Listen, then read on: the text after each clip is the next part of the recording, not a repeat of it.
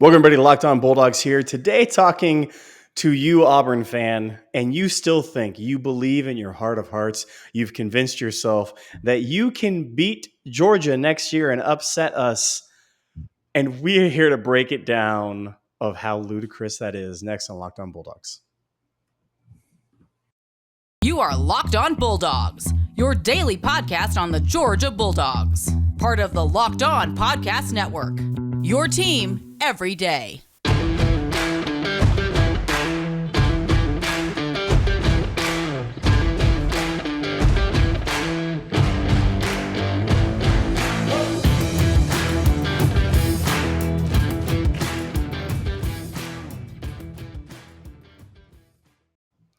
Hey, everybody, just to let you know, this episode is brought to you by LinkedIn. Daniel, what are we talking about today?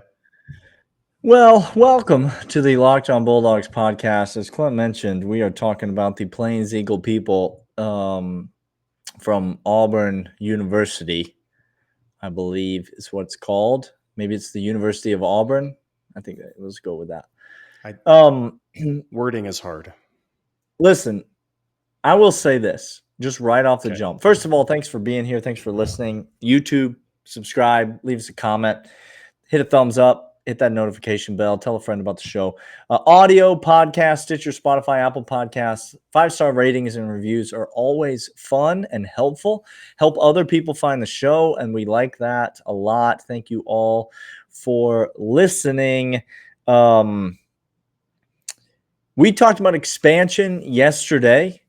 And if you're like me, and I know there's at least some of you people out there that are like me, you just hate when things start to change. You hate the feeling of we're still not ready to talk about that Saudi Arabian tour in golf because we don't like it when things change. We don't want things to change.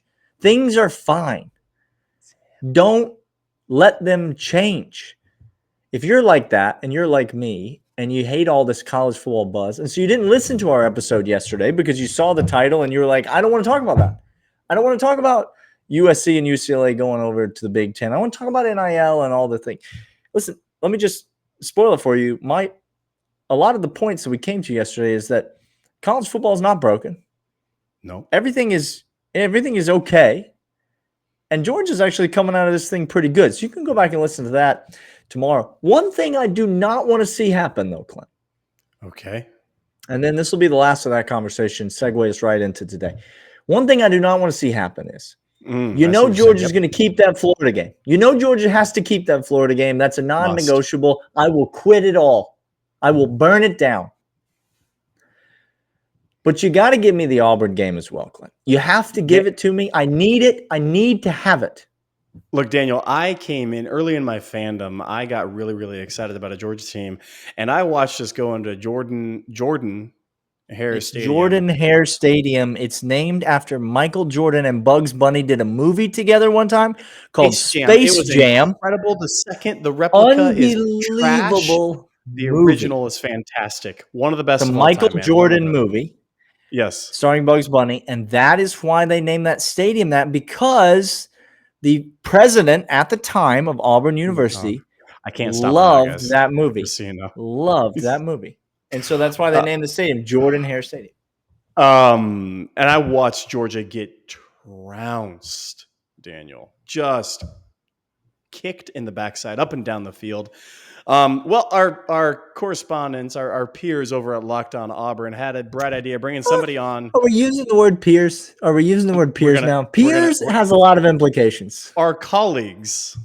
I'm willing to call Zach a colleague. Okay. Peer is a little bit. When the SEC and come talk to us, Zach, then we'll have a conversation. Then we will be on equal footing. Well, actually, win a national championship, then we'll be on equal footing. Do both in the span of 2 years, and then we'll really be on equal footing. I don't think it's going to happen with Harsin, but I digress.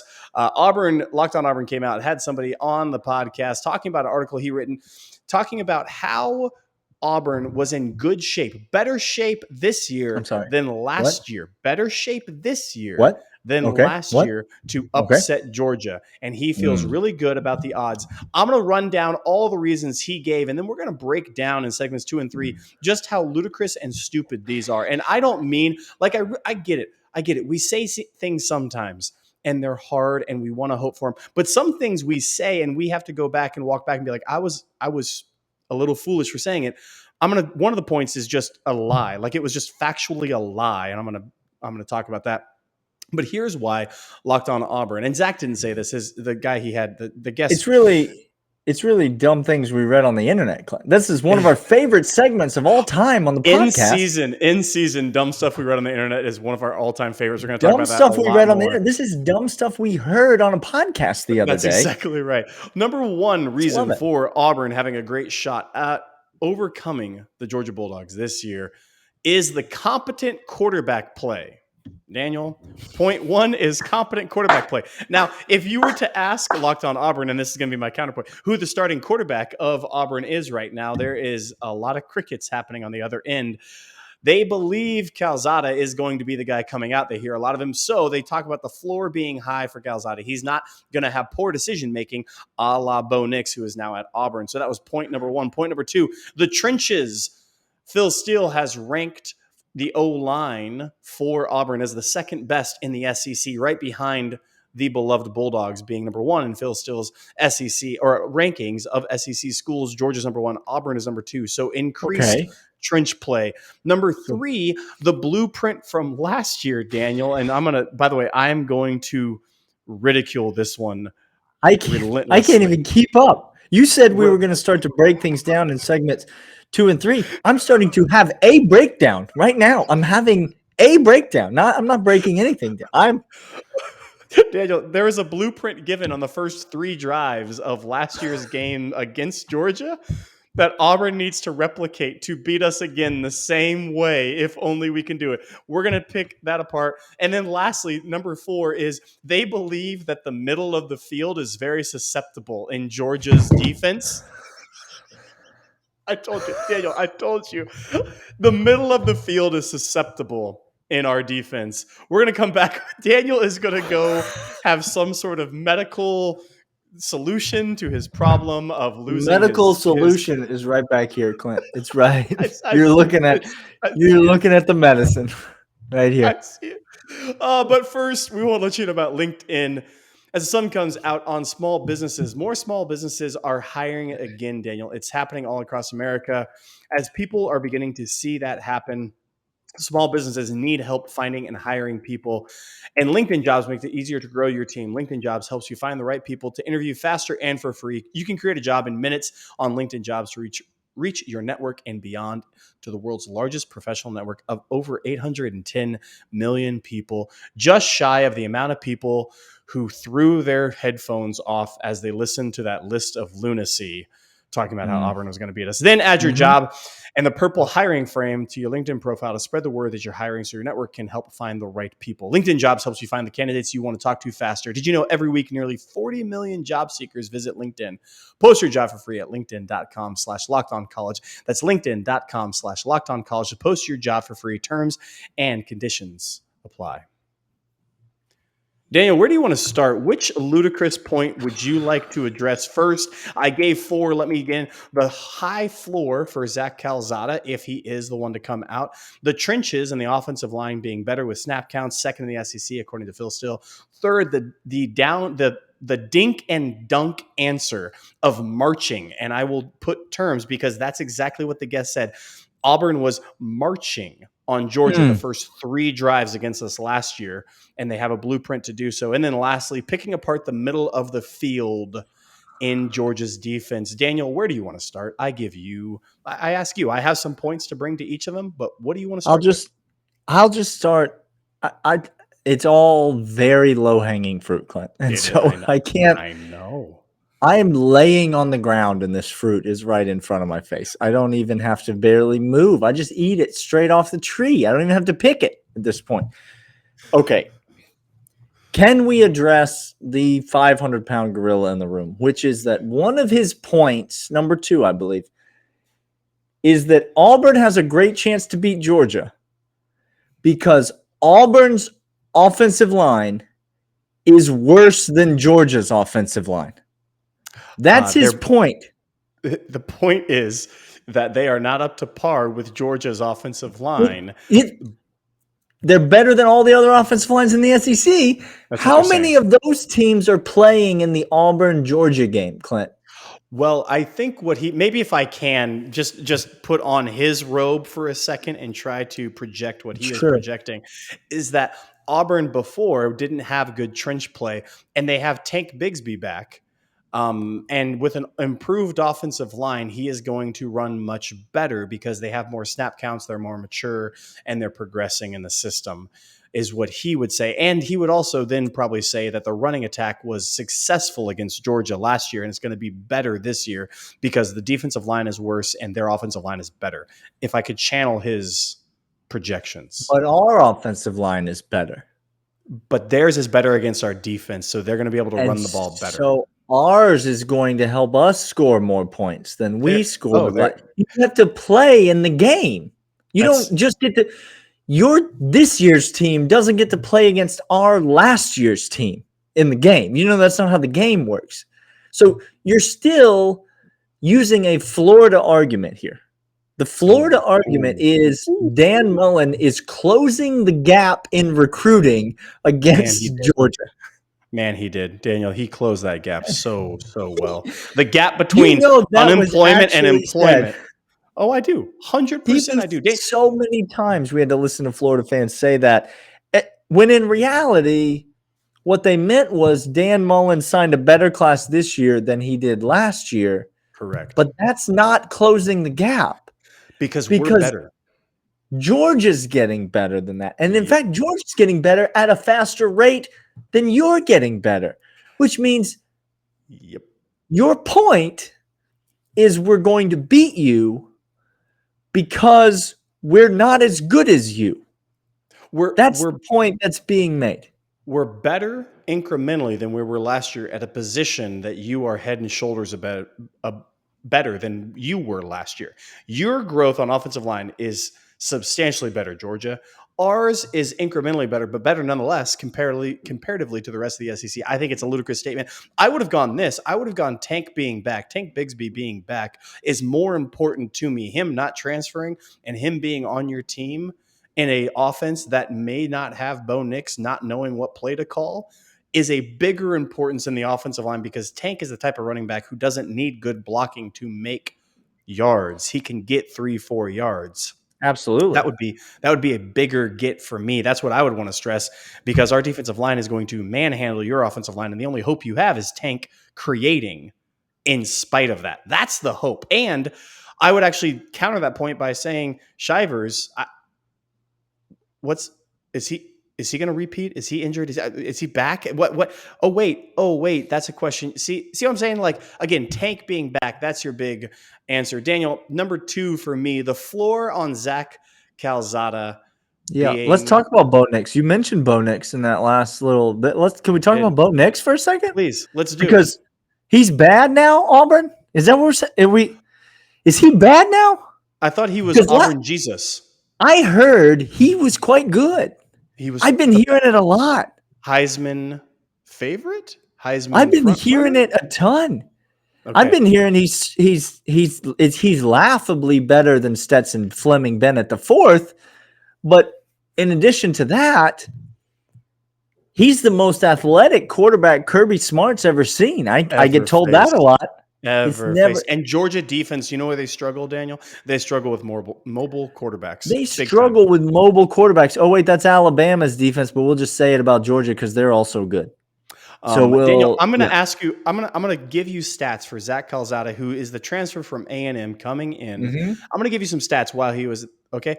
He had 56% completion, 7 touchdowns, 9 interceptions, and 2,185 yards. Now, Daniel, when I say 56% completion, when I say 21-22, let's just round up 2,200 yards.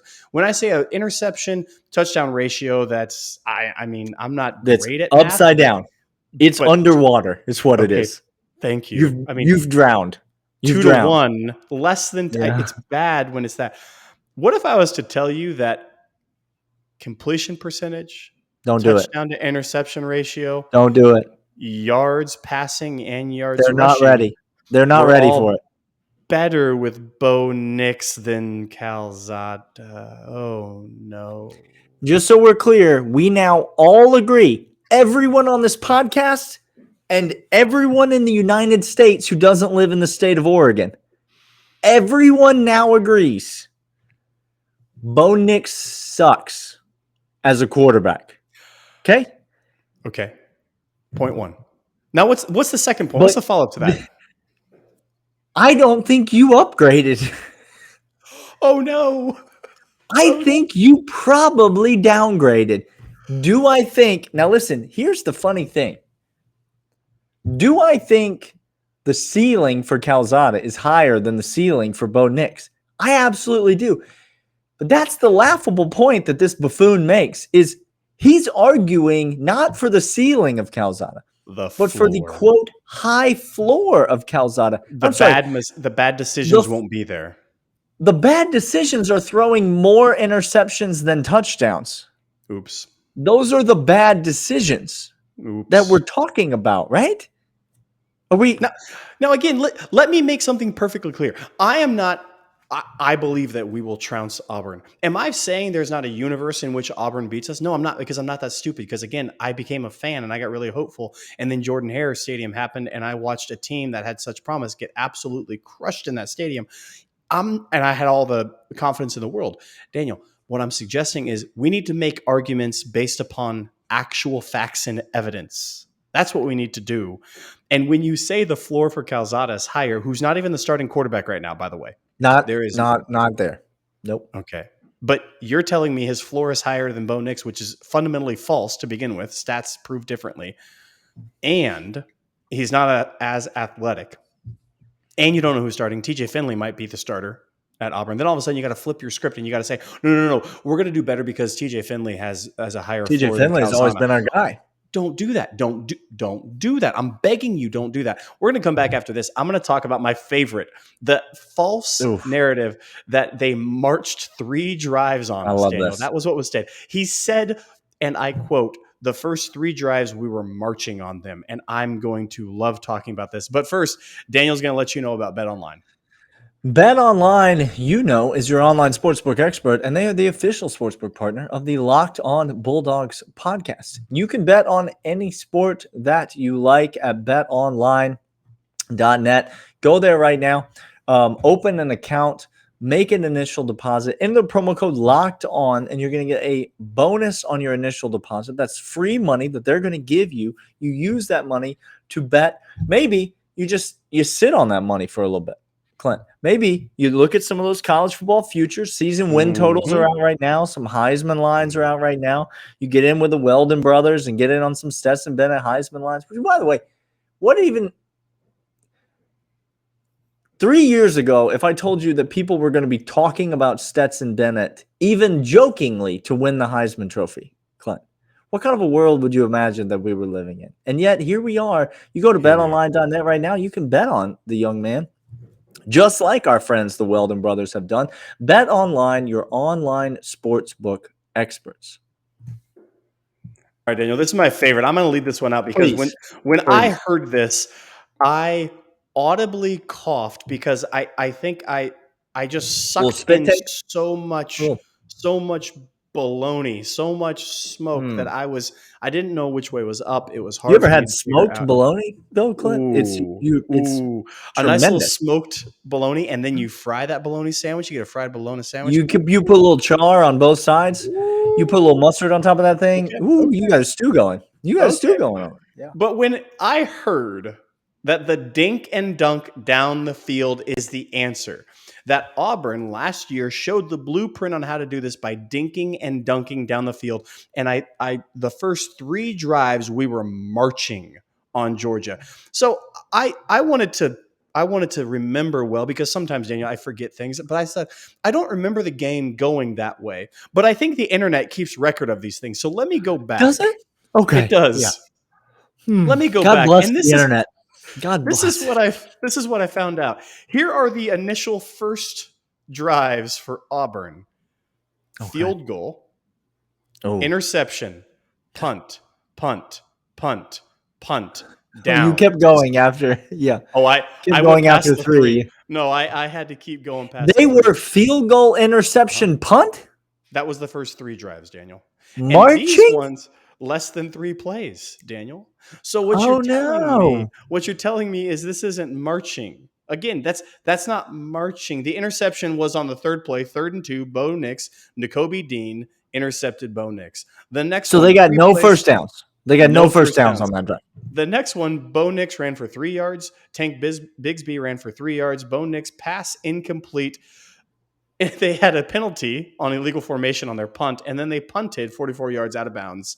That is the first Another 3 3, drives. no first downs. No first downs. Now, So the field goal, the first drive of the game, if you remember, was a very long, extended. It was kind of it was. infuriating. It made me very I mad. was furious during that drive. 17 Absolutely. plays, 68 yards, took 6 minutes, 41 seconds off the clock. And it ended with Bo Nix getting sacked and then having a loss of downs because of intentional grounding. It was a whole thing. It was a whole just kerfluffle by him. But that drive was dink and dunk. It wasn't dink and dunk passes. It was, again, Tank Bigsby making 3, 4, 5-yard runs, 6-yard runs, Daniel. Sure. And it was aided by a roughing the passer penalty against Bo Nix. And you defecated on the bed near the goal line to kick the field goal. And then you didn't sniff anything other until the start of the second half. First 3 drives Marching, dinking and dunking down the field, passing, except neither of those things are true. It wasn't the first 3 drives. It was the first drive. And it was one drive in which you didn't dink and dunk passing. It was Tank Bigsby doing his thing, making yards against a defense that was giving up 4 yards. And it was infuriating, that first drive. And then do you know what happened? Kirby got in the headset and said, stop this now. Hey, Dan, stop this now. And Dan said, yep, on it. And they then went on to stop the offense for the whole rest of the half, Daniel. I don't think they even sniffed midfield. See, this is the problem with people who are not in sports. And again, obviously, you and I have played sports in our lives, but we're not currently in collegiate football. We're not coaches. We're just same as this guy on this podcast. We're just here talking about it. But people who are removed, they have this tendency to think about things as like there's an answer, like football is a math problem, and correct. Auburn can figure out the solution to Georgia. But do you know what doesn't happen in a math problem? The math problem doesn't fight you. It doesn't actively seek to not be solved with a brain that's smarter than your brain, because your brain is Brian Harsin. It's attached to Brian Harsin's head, and our brain is attached to Kirby Smart's head. Well, that seems Auburn advantageous. Fan, as much as you probably hate him, you please tell me who's a better coach, Brian Harsin or Kirby Smart. Tell me who's better at their job. So you might come up with a game plan in the bye week. Sure. And you might come out there and you might punch Georgia in the mouth, and you might, dare I say, march the ball down the field. But then Kirby gets to make his move. I'm going to like our chances. Then there's nothing there. There's nothing there for you because he's better. And he proved that in that game. And guess what? You might return a better offensive line. You might have a better quarterback, even though you don't. But you still have the same coach. You still have the same play caller. And we still have the same coach. So that's a shame.